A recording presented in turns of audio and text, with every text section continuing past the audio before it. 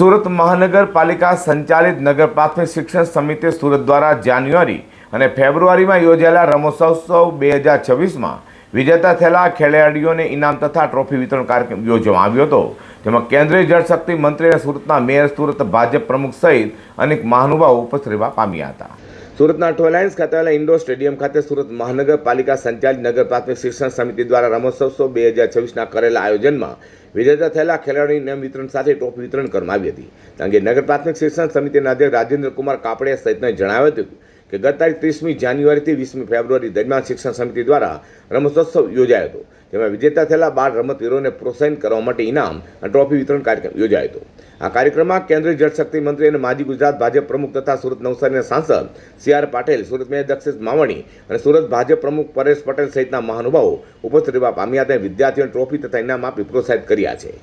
સારી રીતે પોતાનું કામ કરે છે કે નહીં એના માટેની પણ સુપરવિઝનની વ્યવસ્થા એ ડીઓ અને શાસનાધિકારી એ સ્કૂલોમાં કરતા હોય છે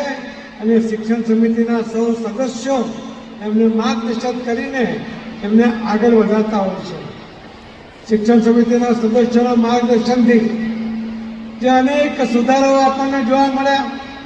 બાળકોમાં જે ઉત્સાહ જોવા મળ્યો, બાળકો જે રીતે વિકાસ પામે છે એ આપણને જોવા મળ્યો, એનાથી ખરેખર એક આનંદની અનુભૂતિ થાય છે।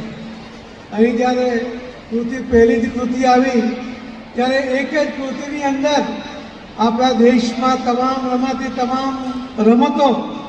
એ કૃતિમાં સમાવિષ્ટ કરવામાં આવી હતી અને એટલે જ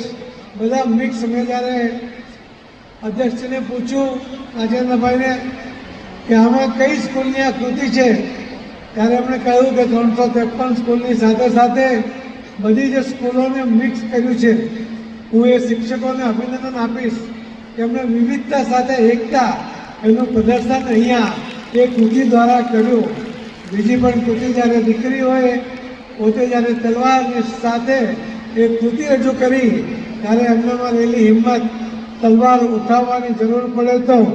દેશના રક્ષા કાજે અમે પણ સક્ષમ છીએ એવી મજબૂત માનસિકતા કેળવીને તલવારબાજી કરવાની તૈયારી સાથે